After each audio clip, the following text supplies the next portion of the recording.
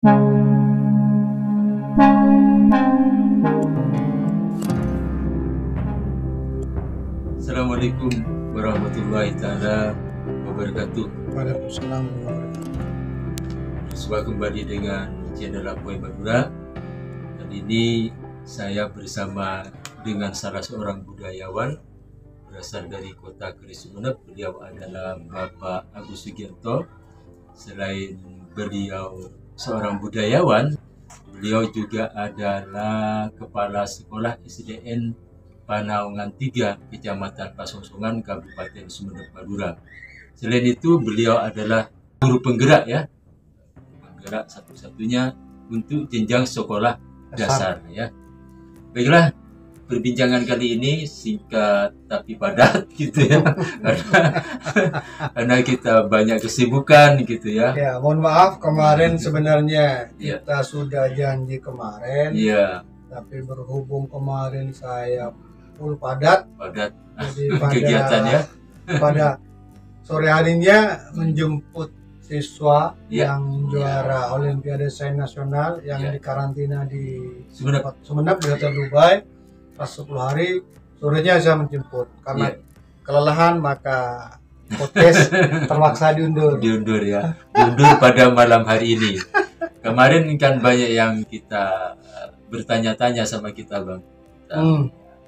Kenapa kok Apoy Madura enggak podcast lagi tentang budaya Madura katanya. Oh, tunggu aja saya bilang gitu. Baiklah, pembahasan kali ini tentang apa ini? Baiklah, yang pertama, jadi seperti biasa saya mengucapkan terima kasih kepada channel Apoy Madura yang tetap konsisten mengawal dan menjaga kelestarian budaya leluhur kita. Saya salut dengan keterbatasan yang ada, tapi masih eksis untuk bersama untuk mengawal budaya leluhur. Yang pertama. Yang kedua, dengan segala kerendahan hati seperti biasa. Jadi kita tidak merasa lebih pintar, lebih tahu, lebih paham dan sebagainya. Ini adalah semata-mata telaah bedah kami sebagai bentuk perwujudan untuk melestarikan budaya atau tradisi atau bahasa mungkin seperti kali ini yang berkaitan dengan tentang ke Madura, tabiat dan sikap ras atau suku Madura. Iya, kali ini ya pembahasannya. Kali ini kita fokus ke situ. Jadi sebenarnya gini, Bang, Madura itu pada dasarnya juga termasuk Pulau Jawa. Pulau Jawa ya, betul. Tapi mengapa kok pecah menjadi suku Madura? Suku Madura ya. Ya betul. Jadi Jawa masuk Jawa Timur, tapi dipisah lagi menjadi suku dengan selat gitu, dipisah dengan selat Kamal, jadi suku Madura. Nah, ternyata budaya dan watak dari orang-orang Madura beda jauh dengan Jawa. Betul. Beda jauh. Apa faktor yang mempengaruhi itu kira-kira dari sudut faktor yang mempengaruhi menurut sudut pandangnya tuh yang pertama dari letak geografis, keadaan alam. Kita ketahui di Pulau Jawa banyak sekali gunung berapi, sehingga kita ketahui bahwa letusan gunung berapi dapat menyebabkan di daerah sekitarnya subur. Tapi di Madura tidak ada gunung, cuma bukit yang ada. Bukit bahasa Maduranya kumo ya. Iya. Kumo. Tapi oleh orang Madura, bukit itu dibilang gunung Pecucen, gunung Keker. Padahal itu bukan gunung. Masih golongan bukit gitu ya. Bukit, perbukitan. Nah, karena itulah maka di Madura tanahnya terkenal tandus. Maka ada sebutan dengan sebutan Pulau Garam. Karena ada petani-petani garam. Banyak penghasil garam. Bahkan pabrik garam dari zaman Belanda ada di Madura. Tepatnya di Kalengat. Ketandusan tanahnya. Terus setelah itu tanahnya kan banyak mengandung kapur. Jagung besar hibrida yang ditanam di Jawa begitu pindah ke Madura kecil.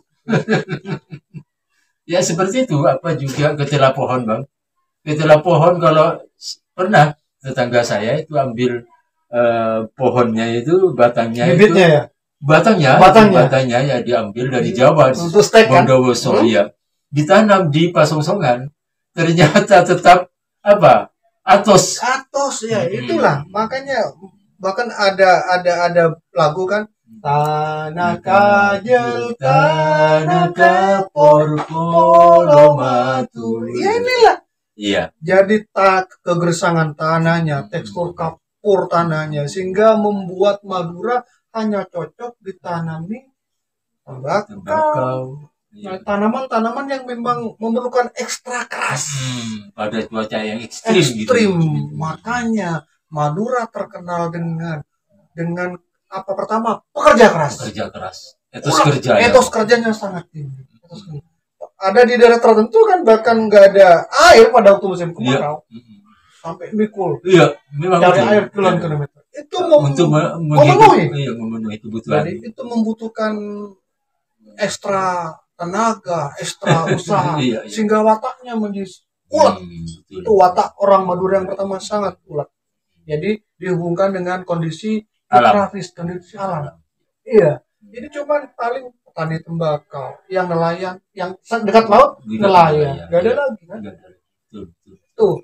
Jadi setelah itu juga pengaruh adanya seperti peribahasa, adagium yang berlangsung turun temurun, sehingga juga ikut mempengaruhi watak karakter sikap orang Madura.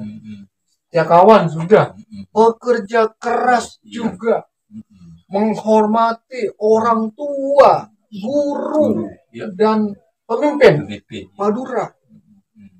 Jadi Madura pokoknya itulah kelebihan orang. Nah, jadi kita kupas habis mengapa orang Madura punya kelebihan seperti itu, dikaitkan dengan peribahasa, adagium yang sudah berlangsung turun temurun ratusan tahun ya. Iya. Jadi kita beda yang pertama ya Bang ya. Iya. Ada peribahasa di Madura yaitu cek nobi entabun pate, mon nobi tabun tibi sake.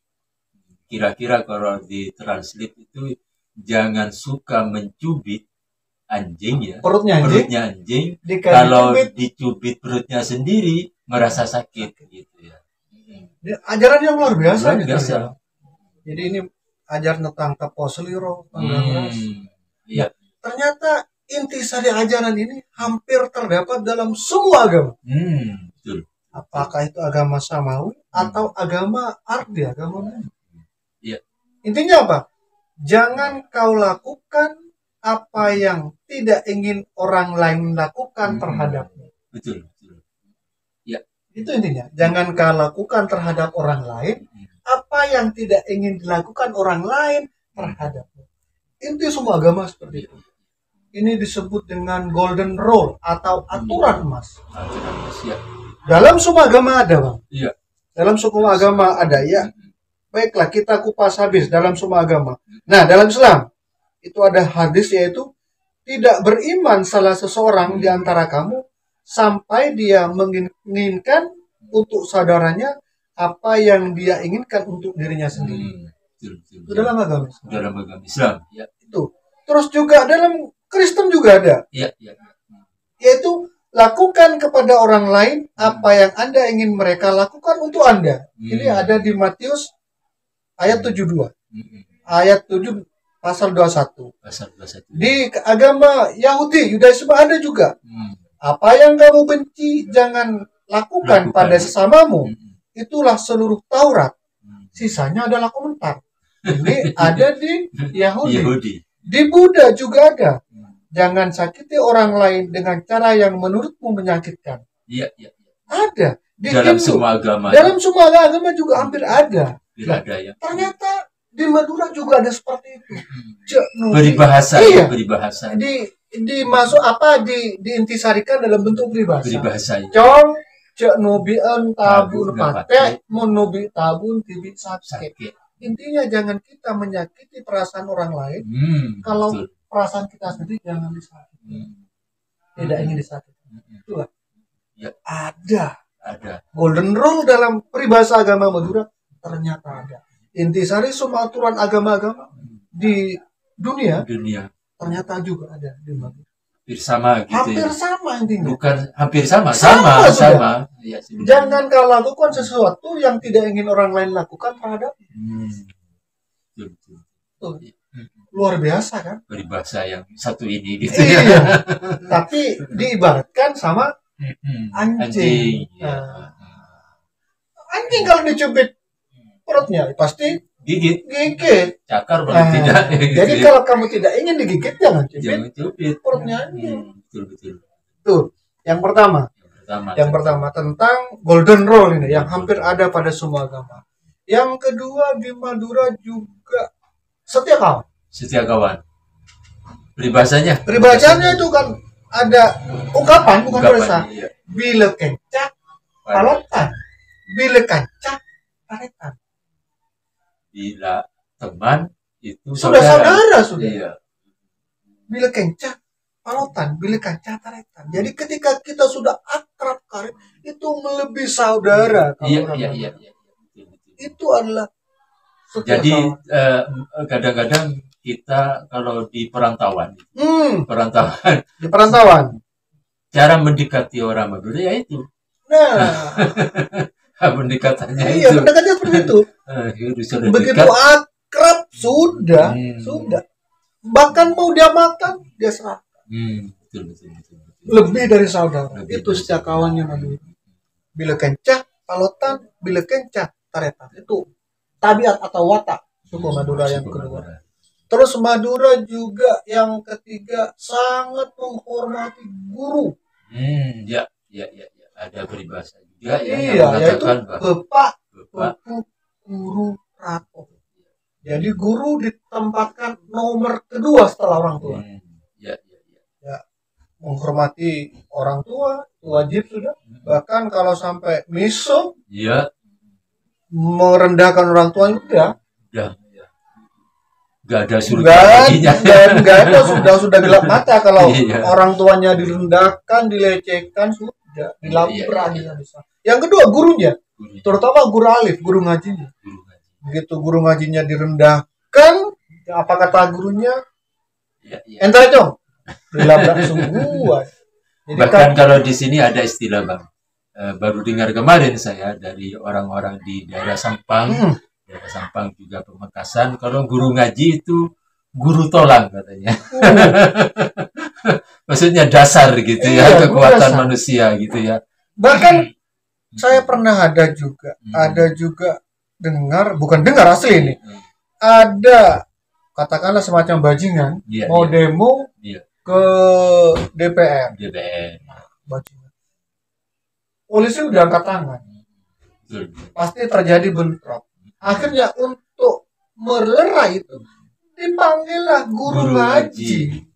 Jadi ketika guru ngajinya mulai pulang sudah gak jadi meskipun udah pencelurit pulang karena sangat takdimnya sama guru ngaji. Tapi begitu guru ngajinya dilecehkan sampai taruhan nyawa tetap dilabrak. Itu tabiat berikutnya dari suku Madura, orang Madura. Terus juga ada yaitu pekerja keras. Pekerja keras ini peribahasanya pekerja keras bila atana. Bila atana. Artinya apa? Orang yang sudah bercocok tanam bertani menanam padi, pasti dia akan memanen hasil. Betul. Pasti dia akan menanam nasi. Apa? Artinya apa? Hasil akhir yang dia lakukan tidak akan mengkhianati usaha di awal. Makanya pekerja keras. Jadi montor tanah jong. Atani. Montor nggak nyaman. Anak kok. Makanya tahu kemana pekerja keras. Ini kalau dijabarkan lebih luas, manusia memang harus hidup di dunia harus ikhtiar Bang ya, berusaha gitu ya. Jadi makna luasnya ya harus berikhtiar. Harus berusaha. Semua rezeki itu Allah yang Masa mengatur. sudah? Iya, pokoknya kita ikhtiar gitu ya. Bahkan orang paling nekat berusaha berikhtiar adalah orang Madura. Orang Madura ya. Iya betul. Di mana-mana sekarang sudah menular kan. Di mana-mana ada pom bensin pasti ada orang Madura yang jual eceran. Jual bensin. Bensin eceran. Secara akal kan ada mas. Iya. Masa bensin besar SPBU yang jelas lebih mahal ya. Iya kan? Lebih mahal dari SPBU. Dari SPBU ya. Lebih mahal. Iya. Tapi nekat kan jual eceran di pintu keluar pom bensin. Gak masuk akal. Tapi apa orang Madura? Apa ada giumnya yang dipakai? Ada rezeki, tabarok. Tidak ada rezeki yang tertukar gitu ya. Tidak ada rezeki yang tertukar. Makanya orang Madura yang merantau ke Jakarta, meskipun tokonya berjejeran, jarang. Saingan nggak ada, jarang. Kenapa? Saingan nggak sehat gitu ya. Yakin ada rezeki tabarok. Pengaruh-pengaruh peribahasa itu yang membuat etos kerja orang-orang Madura itu sangat luar biasa. Sangat luar biasa dan itu tawakal, bergantung sama Allah luar biasa. Itu bukannya. Iya. Ini pom bensin jual bensin eceran. Gak masuk kan. Akhirnya Tuhan gerakkan kan, ada yang nggak ngantri terlalu lama akhirnya bosan beli eceran. Ya lebih mahal memang. Karena yakin Allah sudah yang ngatur rezekinya. Itulah orang Madura. Terus yang terakhir itu orang Madura itu sangat menjunjung harga diri. Menjunjung harga diri itu sudah dijunjung sangat luar biasa. Sangat luar biasa. Itu makanya ada semacam peribahasa lebih bagus pote tolang, pote mata. Lebih baik putih tulang daripada putih mata. Putih mata itu diidentik dengan orang yang sudah hanya bintik putihnya yang kelihatan itu orang buta, nggak ngeliat apa-apa, nggak punya rasa malu, lebih putih tulang. Jadi begitu harga dirinya, kehormatannya diinjak, yang berhubungkan kehormatan itu biasanya istri, masalah perempuan istri yang sah itu katakanlah digoda, diapakan katakanlah. Setelah itu juga orang tuanya sudah. Kalau sudah harga dirinya, kalau nggak melawan, kalau nggak pakai jalur keras. Udah. Ya dini. Terjadi carok ya. Pasti itu jalan karena apa? Anggo pote tolang itu pote mata. Peribahasa itu yang mengajarkan orang-orang Madura akhirnya menjunjung harga dirinya dengan mendapat kekerasan ya. Padahal tidak boleh sebenarnya. Sebenarnya tidak boleh. Bahkan ketika istrinya misalnya digoda orang, dia diam saja, ecap-ecap, diledek, diolok-olok gitu ya. Ketimbang kamu angopo tiap tolang ketimbang pote mata. Yang nggak ngelawan itu dikira buta, nggak melihat apa-apa. Ketika istrinya dilecehkan, orang tuanya dilecehkan, dia nggak melawan. Jadi bahan olokan. Makanya harga diri itu dijunjungi di lingkungan masyarakat Madura. Jadi itulah beberapa poin yang menyebabkan peribahasa, ada gium, ungkapan yang menyebabkan masyarakat Madura sangat setia kawan, sangat taklim sama guru, kerja keras, bertawakal sama Allah, dan yang terakhir itu sangat menjunjung harga diri. Kira-kira demikian perbincangan kita kali ini. Kita akan berjumpa lagi dengan konten atau dengan tema yang berbeda tentunya, yang tetap berkaitan dengan masalah budaya Madura, tradisi Madura, bahasa Madura gitu ya. Oke, terima kasih atas perhatiannya. Mohon maaf atas segala kekurangan. Wallahul muwaffiq ila aqwamit thoriq. Assalamualaikum warahmatullahi taala wabarakatuh.